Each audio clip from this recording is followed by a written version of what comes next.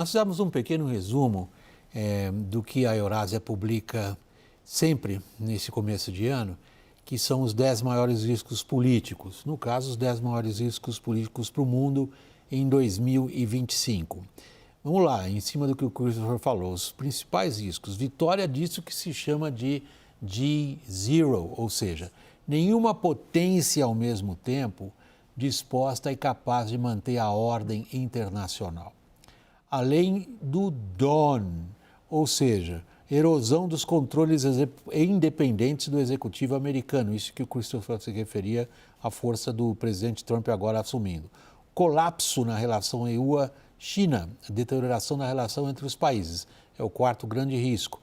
Trumponomics, nós estávamos falando deles agora, vamos com a hora de resumir, as políticas de Trump, como é que ela vai bater em relação à inflação, redução do crescimento lá nos Estados Unidos, por tabela aqui também, e juros. Ainda quando a gente considera a situação internacional, tem mais riscos elencados pela Eurásia. Rússia continua sendo desonesta na definição da Eurásia. Fará mais do que qualquer outro país para subverter a ordem global em 2025, seja como for. O Irã nas cordas.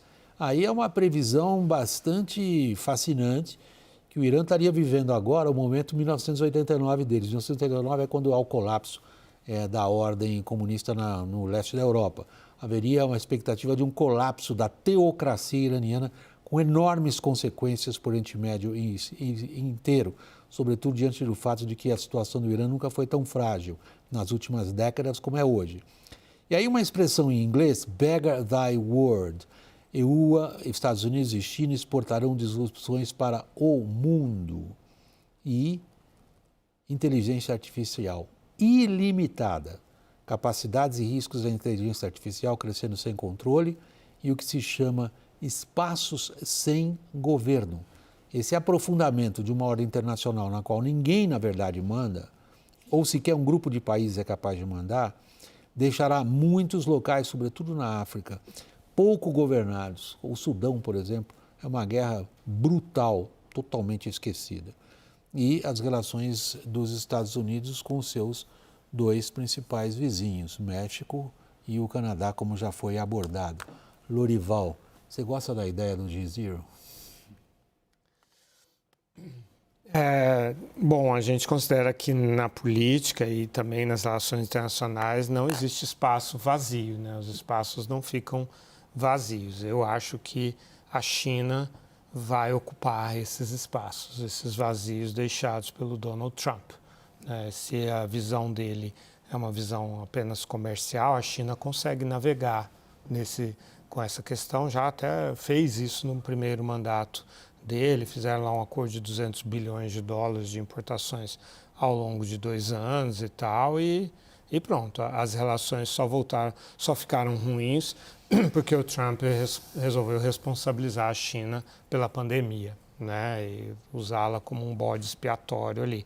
Mas ele estava namorando, ele estava num bromance com o Xi Jinping antes da pandemia, não vamos esquecer isso, porque tinha alcançado esse acordo. Agora, a China entende, está mais preparada do ponto de vista militar e do ponto de vista geopolítico ao organizar aí o BRICS, né? A Indonésia entrou agora no BRICS, né? O BRICS está ganhando uma certa musculatura, assim. A China está com muitos problemas, né, econômicos, não consegue se elevar acima de um 4% de crescimento anual, que é pouco para a China, né? A entrega de prosperidade que a China precisa fazer tem que aproximá-la dos 2 dígitos de crescimento, coisa que ela não consegue mais, perdeu muito dinamismo por causa das próprias políticas do Xi Jinping de, né, controlar as big techs chinesas, impedir IPOs e assim por diante, por causa do risco político que ele identificou nelas e tal.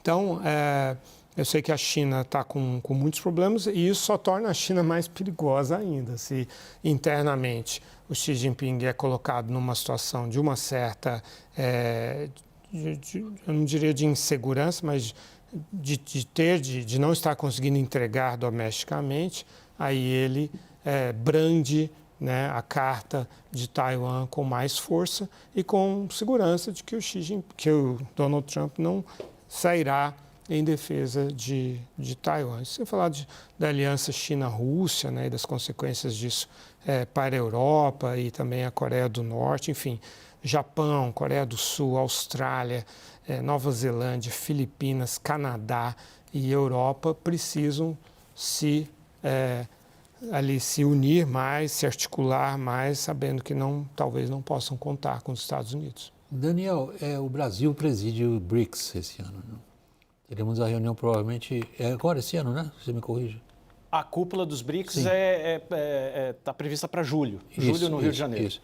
Em que medida a gente se pendura um pouco nos BRICS quando a gente considera o GSIRI? Que chances a gente tem nisso? William, veja, o Brasil tem duas agendas internacionais absolutamente relevantes nesse ano, porque tem a presidência da COP30 também em novembro.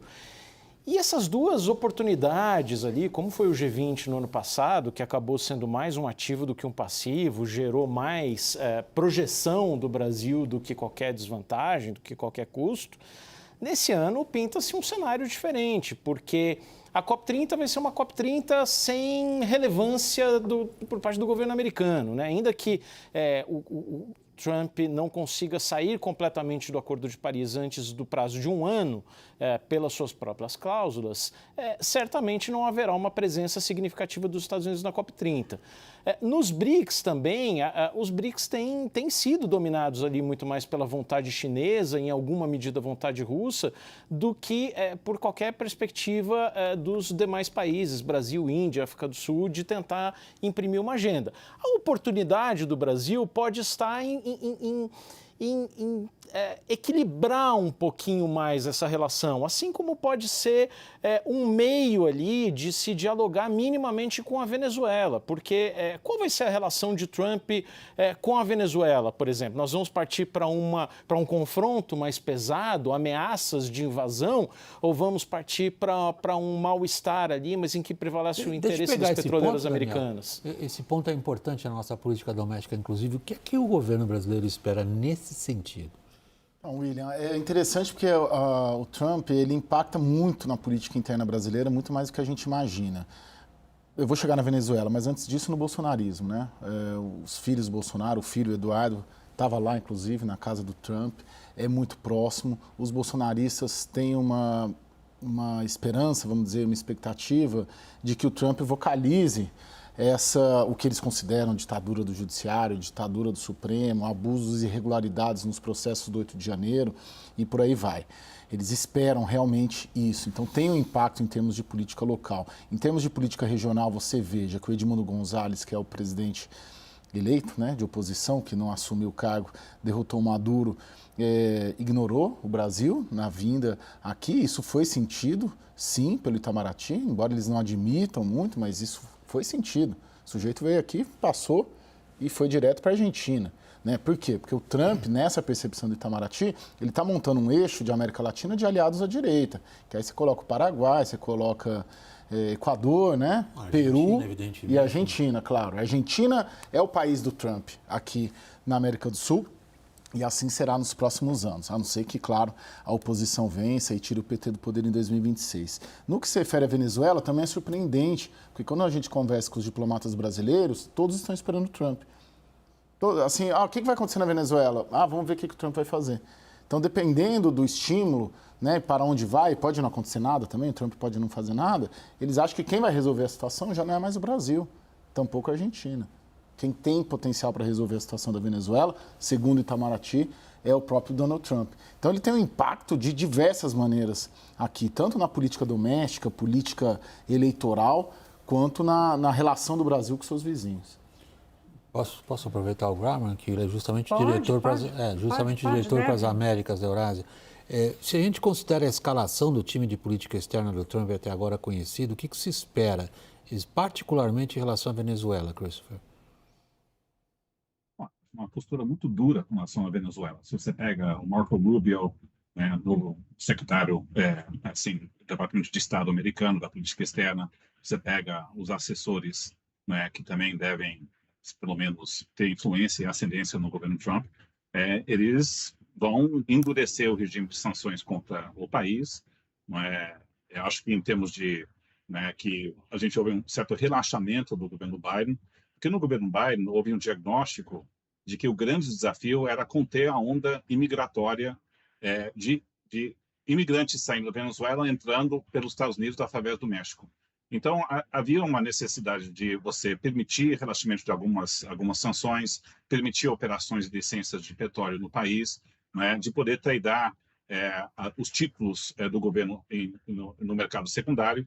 E assim, a gente olha a expectativa que nós temos na Eurásia é que esses relaxamentos modestos no regime de sanção sobre a Venezuela sejam revogados. E a política anti-imigratória vai para o outro lado, que é fechar a fronteira, tomar uma postura muito dura com relação ao México e deportações. E não para tentar estender uma mão para a Venezuela e operação de petróleo para tentar apaziguar a crise humanitária doméstica. Então, acho que fica mais por aí, William. Acho que é um cenário econômico mais desafiador para a Venezuela. Em termos de resolver a situação lá, acho muito difícil que você tenha o governo Trump intermediando algo. Acho que vamos ter um regime cada vez mais frágil na Venezuela, mas mais fatores domésticos do que externos. Thaís, você que acompanha tantas questões de economia lá e aqui, 2 nomes para a sua avaliação. Peter Navarro, uma das pessoas mais radicais que já passaram por essa situação de conselheiro do Trump em matéria de política comercial, e Elon Musk. Como é que vai ser a combinação dos dois? Responsável pela reforma administrativa, né? O governo americano... Eficiência, diz o nome do negócio. Enfim, a reforma da eficiência, mas vai ser tipo uma reforma administrativa que ele quer fazer. Ele acha que ele tem que cortar 40%. Eu não faço ideia. Eles já estão se enfrentando, né? Porque o Musk é a favor, como ele mesmo. Ele é um imigrante estabelecido pelo investimento em áreas de tecnologia. O Lorival sempre chamou atenção para isso aqui. Por isso que eu falei mais cedo, uma coisa que me chamou a atenção nesse debate, e gente que eu escuto que está lá, é a preocupação com a dose. Como é que o Trump vai arbitrar essa escolha entre aquilo que Elon Musk disser que é importante, como retenção de talentos e desenvolvimento de cabeças e do investimento in-house, mesmo que seja através de imigrantes, e o Peter Navarro, né? Como é que o Trump vai arbitrar o que é mais importante para os Estados Unidos? Porque eu acho que é isso que está na cabeça dele, né? Ele não está preocupado em atender Elon Musk ou atender o Navarro. Ele vai estar preocupado em entender quem vai convencê-lo do que é mais importante nesse caso. Também vejo uma dificuldade grande do Elon Musk de fazer de implementar essa política de cortes. Ele acha que tem que reduzir 40% a quantidade de funcionários do governo federal, da máquina pública nos Estados Unidos, né? Vai ser tipo o que Milei fez na Argentina. Eles vão ter, o Congresso americano vai aceitar o corte que o Elon Musk quer fazer. Quer dizer, ele não é político, ele não tem articulação política, pelo contrário, a articulação política dele é para atacar quem ele não é a favor. No X, na rede social. Então, eu vejo muita confusão, William, nesses debates, que são essenciais para o impacto na economia. Nós estamos falando aqui, basicamente, especialmente na questão da imigração, a gente fala da questão tarifária para a inflação, mas a imigração também tem impacto inflacionário, porque vai provocar um choque de mão de obra no país. Não foi à toa que eu coloquei esses personagens, né? Fulanizei a conversa, fazendo a pergunta a você, Thaís. Mas vai ser fulanizada, a gestão vai ser fulanizada. Então, mas nos seguintes termos. Quer dizer, quem trabalhou com o Trump e em cargos de altíssima confiança, alguns deles publicaram relatos destruidores a respeito agora do novo presidente americano. Um deles foi John Bolton, digamos, um dos, não sei, não gosto da palavra aí no caso, mas uma das personalidades mais agressivas em torno de política internacional que esteve perto do Trump. Ele disse assim, o problema do Trump não é que ele baseia a relação dele com as pessoas que ele nomeia na lealdade, porque isso todo chefe de governo, de Estado, acaba exigindo de quem ele nomeia. O problema é que ele exige submissão. Lorival. Eu até entrevistei o John Bolton quando ele lançou o livro dele.